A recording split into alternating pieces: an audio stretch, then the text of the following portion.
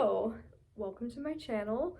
If you are new here, my name's Ellen, and today I wanted to sit down, kind of sleepover style, and have a little chat about what I've learned from meeting with a dietitian. I've been meeting with a dietitian for about a month now, and I'm gonna go into why I started seeing a dietitian and all of that later in the video. In this intro, I just wanted to say, like, things are about to get vulnerable. You know it's about to get vulnerable when I have my forehead exposed on the internet. I have bangs, and so I do feel vulnerable whenever my forehead is exposed. Also, you know, if you are struggling with your body image or with your relationship with food, or if you have an eating disorder or anything like that, like, I am going to be discussing some of those topics in this video. So if you feel like any of those topics might be triggering for you, or if you just don't really want to think about that kind of stuff right now, feel free to click out of this video. But if you want some tips and advice on how to feel better about your body, how to start healing your relationship with food, please continue watching. If you feel like it, please subscribe to my channel. I'm a new YouTuber, and when I tell you that it makes my day every time I see a new subscriber, I'm not kidding. It makes me really happy. So if you want to make this girl's day, hit that subscribe button, and I'm gonna go pop on my face mask, and I'll be right back to get started with our little chat. Hello and welcome to my bathroom. I just wanted to show you guys what mask I'm using. I got this cup de coffee. I feel so fancy in French trying to pronounce that. Mask at Lush, and I've used it a few times and I kind of like it. It's a little bit exfoliating. Yeah, that's the mask I'm using. If you want to pop on a mask at this point in the video, pause, come back, and we can both do our face masks together and chat about body image. All right, I am back. I am masked, and I am ready to talk about this very important topic because it is something that I'm really passionate about, and I think it's something that a lot of people struggle with, but doesn't get talked about as much. Like, I think luckily we're at a point in the world where we're talking about therapy a lot more openly, but I don't hear about people talking about, like, seeing dietitians about their body image issues or about their relationship with food. So that's something that I want to talk about. And I would say I've had a rough relationship with my body and with food, like, pretty much my entire life. I wouldn't say I've ever had, like, an eating disorder, or at least not one that's been diagnosed. I'm definitely at a point in my life right now where I can say that I don't have an eating disorder, although I do have eating disorder tendencies or behaviors. So sometimes I do things like count calories in my head and decide not to eat something, or decide to skip a meal every now and then, but it's not a regular thing. And I'm also not, like, binge eating regularly either.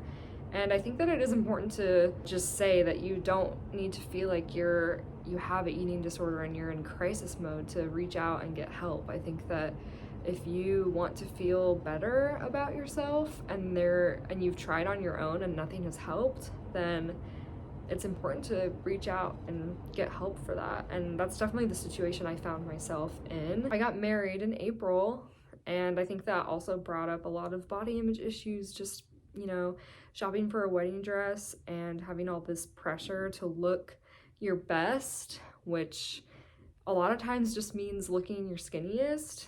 And that just brought up a lot of, like, issues that I hadn't worked through. And over the summer, I read a lot of body image books, and I listened to a lot of podcasts, watched a lot of wonderful YouTube videos from creators out there like Abby Sharp and Natasha Ocean and Linda Sun. Those are just a few of my favorites that talk about body image and food in a way that's helpful and not destructive, because I think there is a lot of content out there that can give you misinformation and make you feel bad about what you're eating or what your body looks like. And those creators definitely helped me to see food and see my body differently. However, I didn't notice a big change in the way that I was feeling about myself after putting in months of this work on my own. And that's when I decided to start seeing a registered dietitian that specializes in eating disorders and stuff like that. So in this video, I wanted to make a kind of list of all the things I've learned so far. I've only been meeting with her for a month, but it's already been a wonderful experience, and I'm already seeing a lot of differences in my thoughts and in my behavior around food and towards my body. I definitely still have a long way to go, but I wanted to share what I've learned so far just in case it's helpful for any of you out there that are struggling with the same thing. The first thing that I've learned from meeting with a dietitian is letting go of the fantasy of having a perfect body. This is actually something that my dietitian had me do. Like, the first exercise she ever had me do was to write down my fantasy about what my life would be like if I had this dream body that I've been striving towards like my whole life.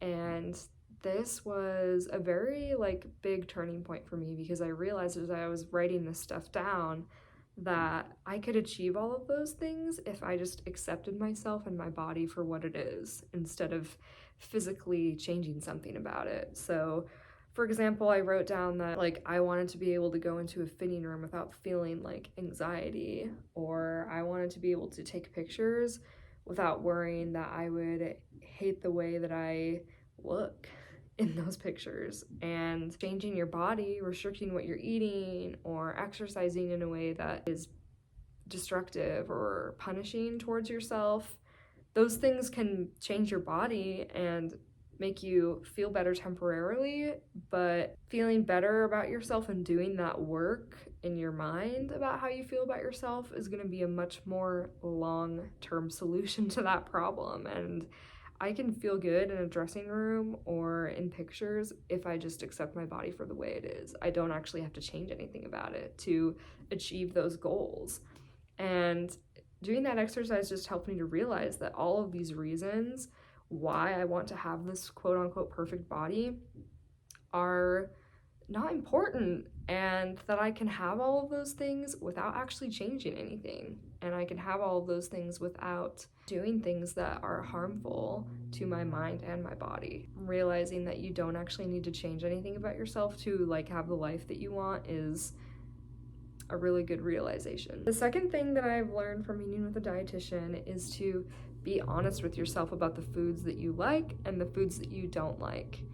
And the best example I can give of this is, for the longest time, I've been buying like veggie straws or sun chips or baked versions of chips that I like Flaming Hot Cheetos, for example, because I thought that it was like a healthier option, had less calories, less fat, or whatever. And I just realized that when I sit down and think about it, I don't actually like eating those foods. I don't like the way they taste, I don't like the texture, and it doesn't hit that craving that I have for chips. Maybe some people out there like genuinely like chips like that, but that's just not me. And so one small change that I made was I started buying like the chips that I actually want. Like last week I bought kettle cooked salt and vinegar chips, and they were freaking delicious, and I found myself just eating those chips and feeling like actually satisfied, versus when I would have like veggie straws. I could eat so many of them and like that craving was never actually satisfied. And there are so many foods like that out there that claim to hit a craving for like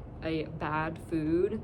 Like, I mean, I see recipes all the time for like chocolate cake that's like 100 calories or something like that. And I mean, it's great if you think that that tastes good, but I think it is important to be honest with yourself about if you actually think it tastes good, or if you're just telling yourself that it tastes good because you know that it's like a healthier option. And going along with that, also like when I'm ordering food at a restaurant and a lot of times they'll have like the calorie count up there, I think a lot of times I would choose a lower calorie option even if it wasn't actually what I wanted to eat at that moment. And how important it is to listen to those cravings. Like, if your body is craving a bean and cheese burrito, like there's probably nutrients and vitamins in that bean and cheese burrito that your body needs, and trusting your body is just so important. But it's so hard when you've lived your life for so long that you wanted to control it, and that you just have this narrative in your head that if you don't exercise control, your weight gain is going to be out of control. And I don't know who needs to hear this, but that's just not true. that principle kind of leads me into the next thing that I learned, which is eating intuitively and listening to hunger and fullness cues. I think there are tons of videos out there on YouTube about intuitive eating, and it sounds pretty simple. You just eat when you're hungry and stop eating when you're full. It's what we do when we're kids. It's what anyone that has a normal relationship with food does. But meeting with a dietitian has helped me realize that there is so much nuance in intuitive eating, and that it's not as simple as it sounds. I realized that for me, I've lived my life in such a way for so long that now I only recognize very extreme hunger cues. So like I only recognize that I'm hungry when like my stomach is growling, when I feel kind of weak, and I only notice when I'm full, when I'm like physically uncomfortable. And this is something that I'm definitely still working on, but my dietitian has told me like you need to pay attention to the more subtle hunger and fullness cues, because your body does give you signs when you're hungry before you get to the point where your stomach is growling, and your body gives you signs that you're starting to get full before you feel like uncomfortably full. And I think that that just comes with eating mindfully, paying attention to the way that you're feeling throughout the day, and especially while you're eating. And it comes with practice. And so that's something that I've been trying to do, and I see myself making progress slowly but surely.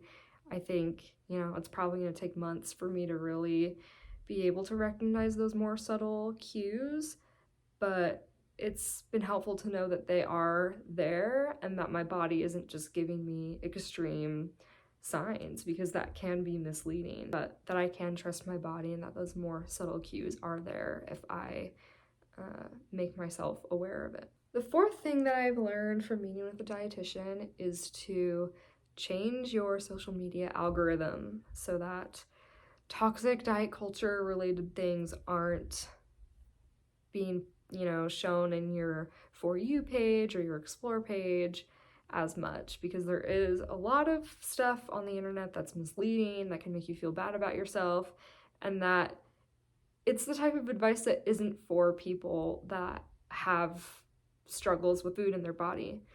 And the best way to do that is just to think of other things that you're interested in, other types of videos that you want to watch, and start looking those things up, start watching those things. And anytime you see something that you think might be toxic diety, just look away from it, like scroll past it and show the algorithm that that's not stuff that you're interested in.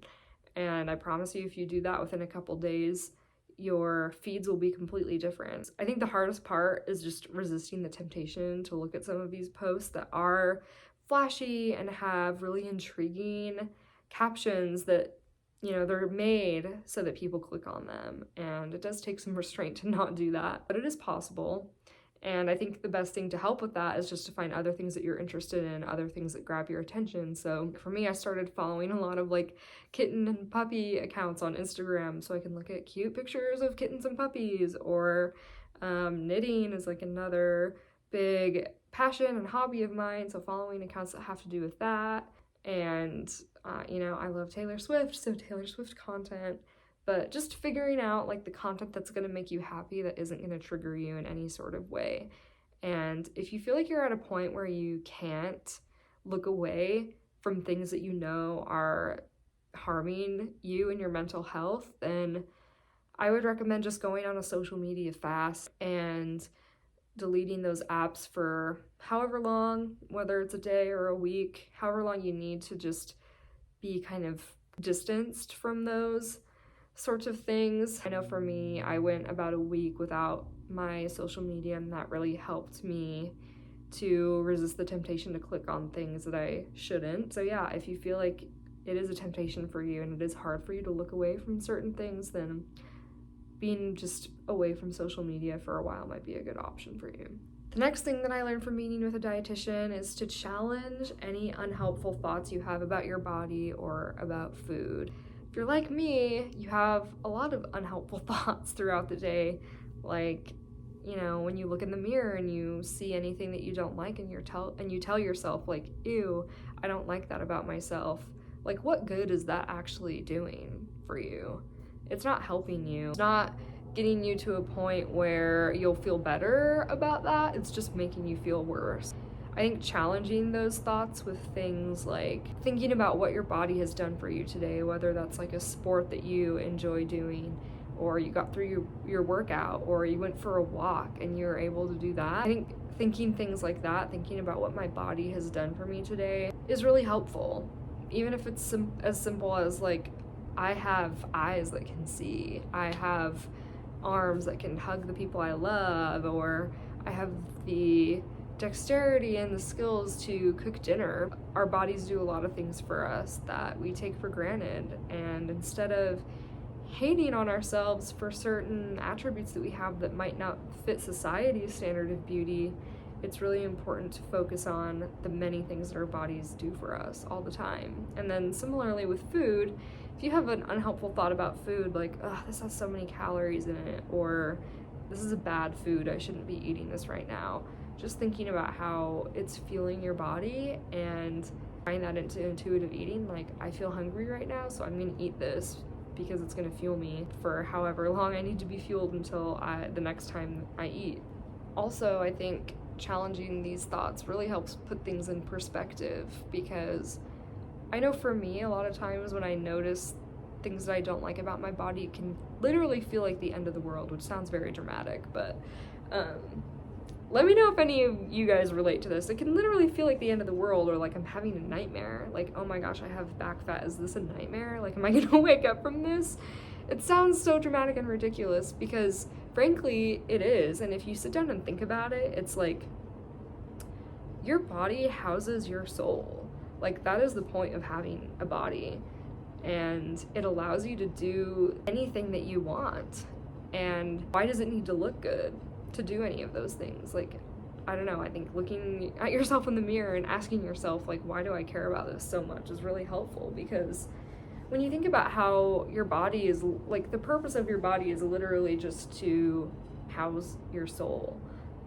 Like, it really doesn't matter what it looks like. It doesn't matter if your thighs are a little bit thicker this year than they were last year, or if you notice you have fat rolls anywhere. Like, that doesn't affect your body's ability to do any of the things that you do throughout the day, or its ability to house your soul, which is, like, I feel like is its main purpose. And when I say it houses your soul, I think that can sound like kind of mystical and like spiritual, but really what I mean by that is just that we are all people on the inside, and our bodies just are the shell of that. It doesn't really make up like who we are as a person. And so I think in that way, it can just help put things into perspective. And it's helped me really realize that I care about these things way more than I need to be caring about them. At the end of the day, working on yourself and your personality and your skills and your passions is way more important and will do so much more for you, like, mentally, than having some sort of like physical glow up. I think I kind of went into this in the last point, but the last thing I wanted to touch on, and the last thing that I've learned so far from meeting with a dietitian, is to embrace body neutrality.